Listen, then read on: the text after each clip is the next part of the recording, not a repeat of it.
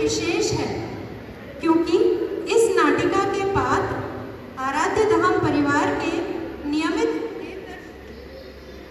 देव दर्शन को आने वाले साधर्मी पुरुष जन हैं। जी हाँ, आपने सही सुना, यह लघु नाटिका पुरुष वर्ग द्वारा प्रस्तुत की जा रही है। एक बार उनके लिए तालियां हो जाएं। और क्यों ना हो, आज के युग में यदि नारी हर क्षेत्र में आगे है तो छुपी प्रतिभाओं के धनी ये आदरणीय पुरुष वर्ग भी कुछ कम नहीं है। पुरुष वर्ग यदि अपने सामर्थ्य पर आ जाए तो धरती और गगन हिला सकते हैं। तो चलिए शुरू करते हैं लघु नाटिका, जिसका शीर्षक है सम्यक दर्शन के प्रथम अंग में प्रसिद्ध अंजन चोर की कहानी। जय बोलो पंच परमेष्टि भगवान की। सम्यक दर्शन के 8 अंग, 8 अंगों की प्रसिद्ध 8 कथाएं।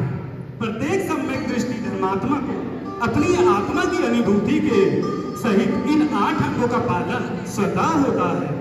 इनकी 8 कथाओं का सकल कीर्ति शाखाचार एवं प्रथमा नियोग के अनुसार सुंदर संकलन हम आपके सामने प्रस्तुत कर रहे हैं, जो कि निम्न प्रकार है। निशंकित अंग, निष्कांक्षित अंग, निर्चिकित्सा अंग, अमूढ़ दृष्टि अंग,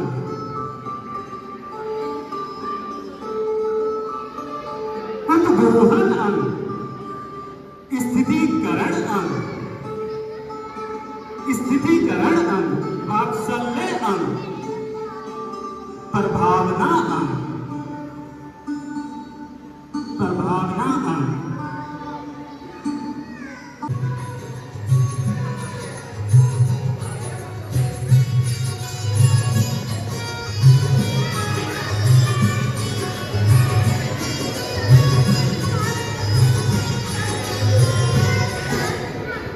उनके प्रसिद्ध चरित्र नायकों के नाम निम्न प्रकार है। अंजन निरंजन हुए जितने नहीं शंका चित धरी, प्रसिद्ध अनंतमती सती ने विषय आशा परिहरी। सज्जन उद्दायन नृपति वर ने ग्लानि जीती भाव से, सत्य असत्य का निर्णय किया चेवती ने चाव से। जिन भक्त जी ने चोर का वो महादूषण ढक दिया, जय वारिशेण मुनीश जिनने चपल चित्त को थिर किया। श्री विष्णु कुमार कृपाल मुनि ने संग की रक्षा करी, जय वज्र मुनि जयवंत तुमसे धर्म महिमा विस्तरी। निशंकित अंग में प्रसिद्ध अंजन चोर की कहानी की ओर। नमोकार की महिमा अपरंपार, पापी से पापी अदम नीच भी गिर गया, श्रद्धा से अंजन जैसा चोर भी देव बन गया। अंजन बना निरंजन शन में, सीखा बदला सिंहासन में, निशंकित श्रद्धा से बैठा ऊंचे आसन में। आइए अब हम आपको लेकर चलते हैं सम्यक दर्शन के 8 अंग में से प्रथम अंग निशंकित अंग में प्रसिद्ध अंजन चोर की कहानी की तरफ। अंजन चोर वह मूल में कोई चोर नहीं था, वह तो उसी भव से मोक्ष जाने वाला राजकुमार था। उसका नाम ललित कुमार। वर्तमान में तो वे निरंजन भगवान है, लेकिन लोक में उसे अंजन चोर के नाम से जानते हैं। आइए आगे बढ़ते हैं। राजकुमार ललित को दुराचारी होने पर देश निकाला दिया जाता है।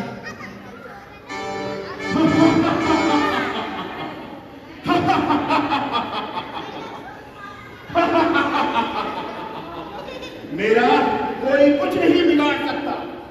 मेरे पास है यह सिद्ध काजल, सिद्ध अंजन। इसको लगाने से मैं अध्यक्ष हो जाऊंगा।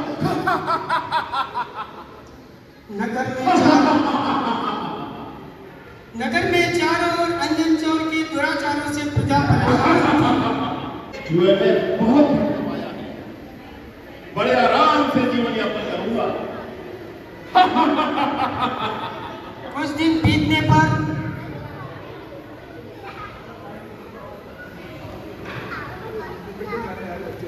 बहुत दिनों से कोई बड़ा हाथ नहीं सुना है। इस राज्य की महारानी को किसी ने बहुमूल्य रत्नों का हार उपहार में दिया है। अब समझो वो मेरा हुआ। ऐसा ठानकर वह चतुर्दशी की अंधेरी रात में राजमहल में घुस गया और रानी का हार चुराकर भागने लगा। चोरी की बात पता चलते ही चारों ओर हाहाकार मच गया। सिपाही दौड़ने लगे उसके पीछे।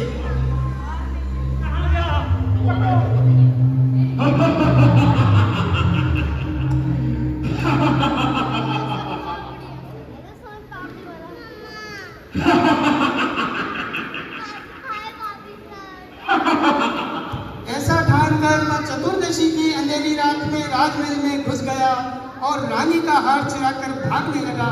चोरी की बात पता चलते ही चारों ओर हाहाकार मच गया और सिपाही उसको पकड़ने के लिए दौड़े। पकड़ो, कहाँ गया? कहाँ है? पकड़ो, इधर देखो, उधर देखो, कहाँ है? पकड़ो, लगता है अब बचना मुश्किल है। पकड़े जाने के भय से इस्तेमाल करना पड़ेगा। पकड़े जाने के भय से अंजन ने हार को दूर फेंक दिया और वहां से भाग खड़ा हुआ। भागते भागते शमशान पहुंच गया। पकड़ो, ये क्या? हाथ तो दिख रहा है, लेकिन जिसने से पकड़ा था वो अदृश्य हो गया है। पकड़ो, पकड़ो।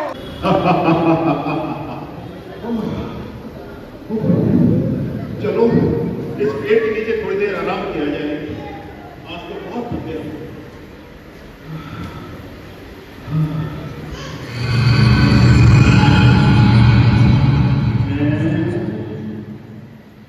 ये क्या? इस अंधेरी रात में शमशान में ये क्या हो रहा है? कौन है ये? आखिर ये क्या कर रहा है? क्या इसका उद्देश्य है? जानने के लिए चलते हैं कहानी के दूसरे पहलू की ओर। प्रभु नाम के दो देवलोक में मित्रवत थे। अमित प्रभु जिनेन्द्र भगवान का अनुयायी था। हे मित्र विद्ध प्रभु, कहाँ जा रहे हो? जाना था, आओ तुम भी साथ चलो। रास्ते चलो में चलते हैं। आओ। रास्ते में उनकी नजर एक जैन दिगंबर रत्नत्रयधारी मुनिराज पर पड़ी। अरे मित्र देखो, ये पाखंडी साधु नकली तपस्या कर रहे हैं। आओ इनकी सामर्थ्य की परीक्षा लेते हैं। नहीं नहीं मित्र, जैन दिगंबर साधु तो परम तपस्वी होते हैं, परम वितरागी होते हैं। इनकी तो बात ही क्या है। अगर तुम्हें परीक्षा ही लेनी है तो ये सामने जिंदत नामक जैन श्रावक इतनी अंधेरी रात में शमशान में अकेले बैठकर ध्यान कर रहे हैं। तुम इन्हीं की परीक्षा लेके देख लो। तो ठीक है, मैं इन्हीं की परीक्षा लेता हूँ। ये लो, मैंने इनके ऊपर आग का गोला फेंका।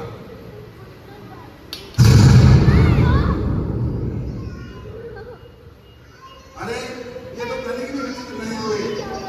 मैं इनके ऊपर भयंकर आंधी तूफान और उत्तर करता हूँ। ये लो, ये लो। अरे ये तो इसको भी विकसित नहीं हुए। तो ठीक है, मैं इनके ऊपर भयंकर और भारी पत्थर का प्रहार करता हूँ।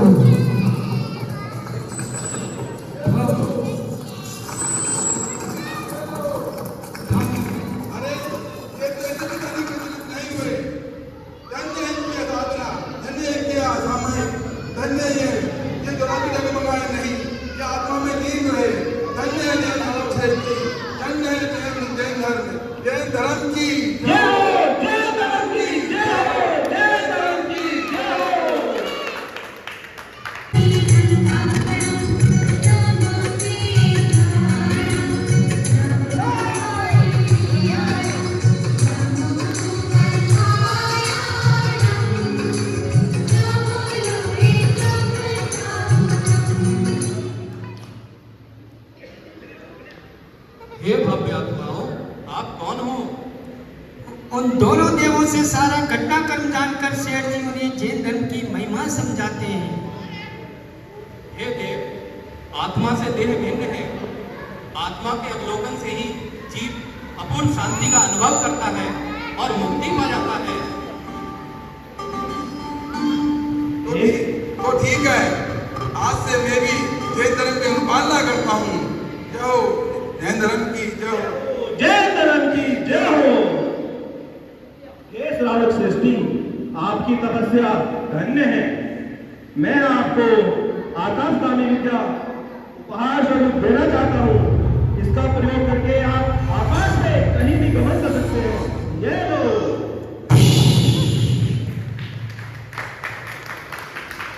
जैन धर्म उचित है देव। इस विद्या की सिद्धि की सहायता से मैं नित्य प्रतिदिन सुमेरु पर्वत पर अकृत्रिम जिनालयों की नित्य वंदना कर सकूंगा। जय जिनेन्द्र। जय जिनेन्द्र। जय जिनेन्द्र, जय हो जैन धर्म की। इस प्रकार सेठ जी प्रतिदिन सुमेरु पर्वत पर जिनेन्द्र वंदना को जाते हैं।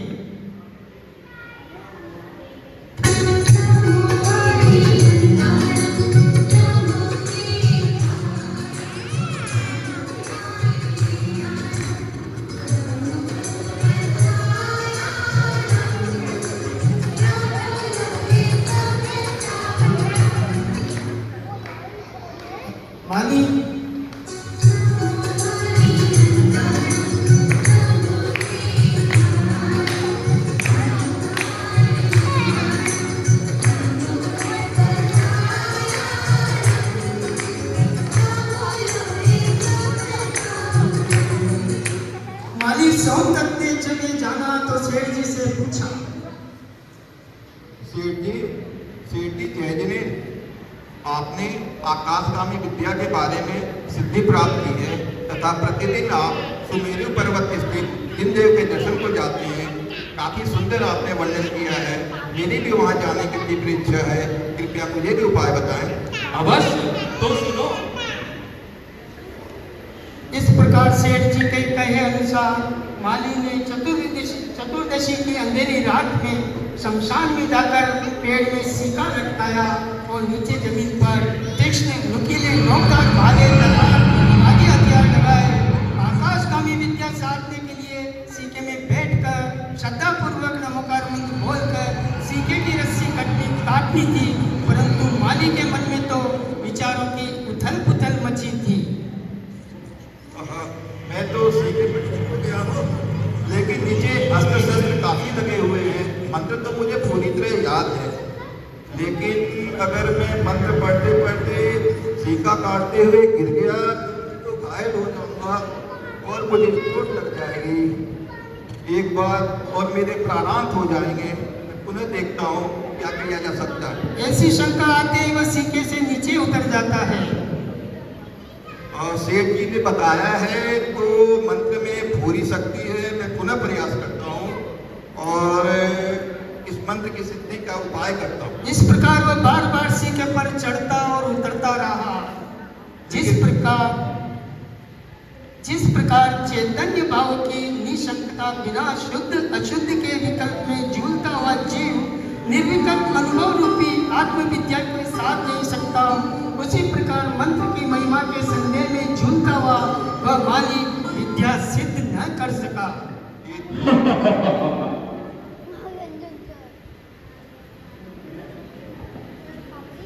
अरे माली,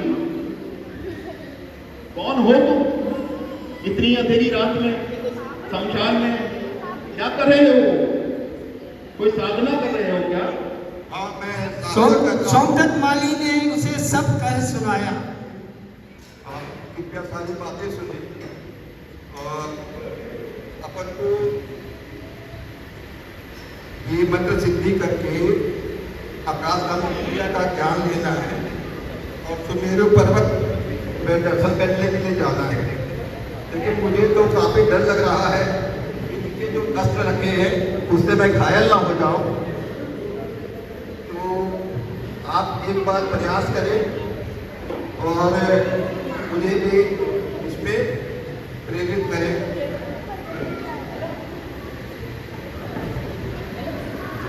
एक बार मुझे कोशिश तो करने दो।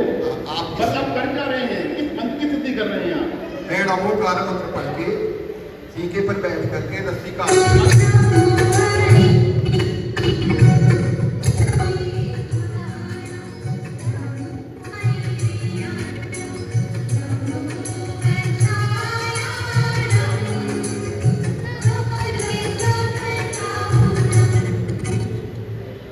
नमोकार मंत्र क्या है ये नमोकार मंत्र? क्या यह इतना प्रभावशाली है कि इसको सिद्ध करने से मुझे आकाश की विद्या मिल जाएगी? सेठ जी ने ऐसा ही बताया है। आप लाओ लाओ प्रयास करें। लाओ मैं इसको सिद्ध कर देता हूँ। आप अवश्य प्रयास करें।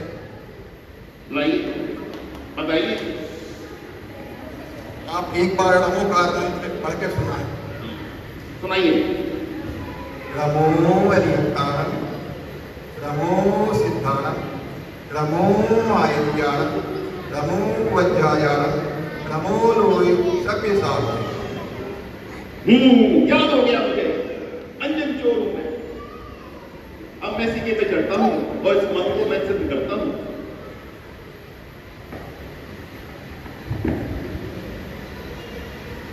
चढ़ रहा हूं मैं सीके पे।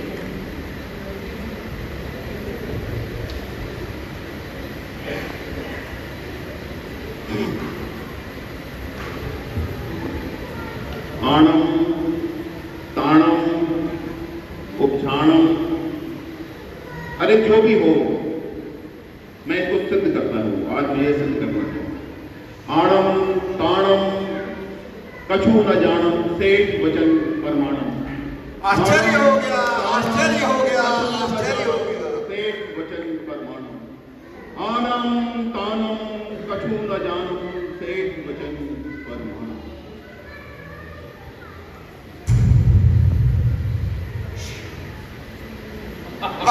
आश्चर्य हो गया, आश्चर्य हो गया। सिद्धि मिल गई, सिद्धि मिल गई।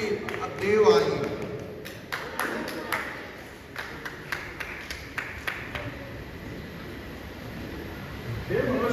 कौन हो तुम? मैं अंजन चोर। यहाँ क्या कर रहे हो? इस माली के सेठ ने बताया कि यह मंत्र पढ़ने और सीके की रस्सी काटने से मुझे यह विद्या सिद्ध हो जाएगी। तुमने सही जाना मित्र। जो भी नमोकार महामंत्र पर सच्ची श्रद्धा से भक्ति करता है उसे आकाशगामी विद्या प्राप्त हो जाती है।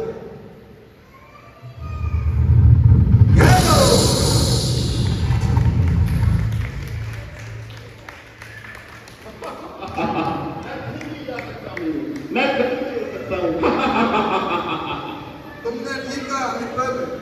आज से मैं भी जैन धर्म की अनुपालना करता हूँ। जैन धर्म की जय हो, जैन धर्म की जय हो, जैन धर्म की जय हो।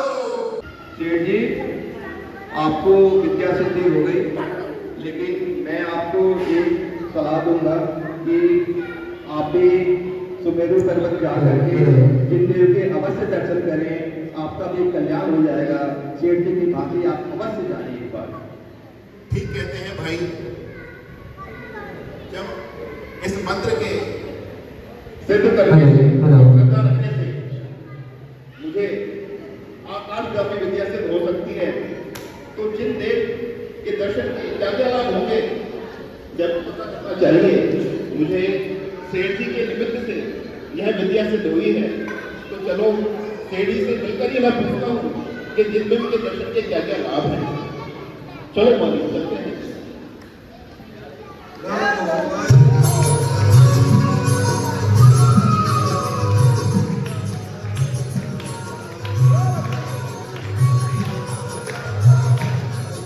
सेठ जी और अंजन चोर आकाश मार्ग से भैरव पर्वत पर पहुंच जाएंगे।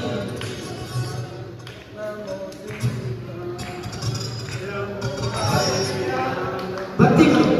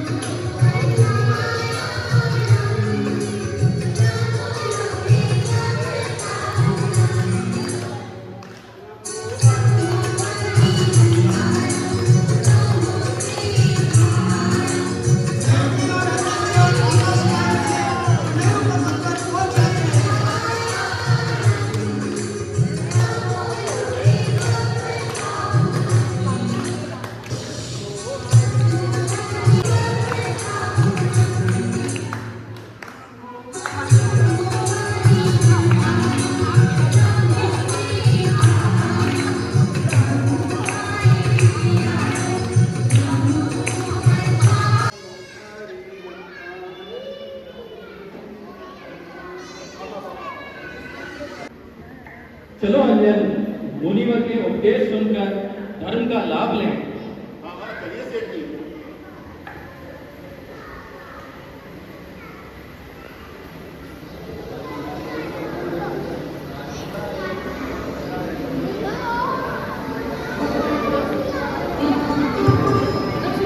आपका आपका मेरे ऊपर बहुत उपकार है सेठ जी।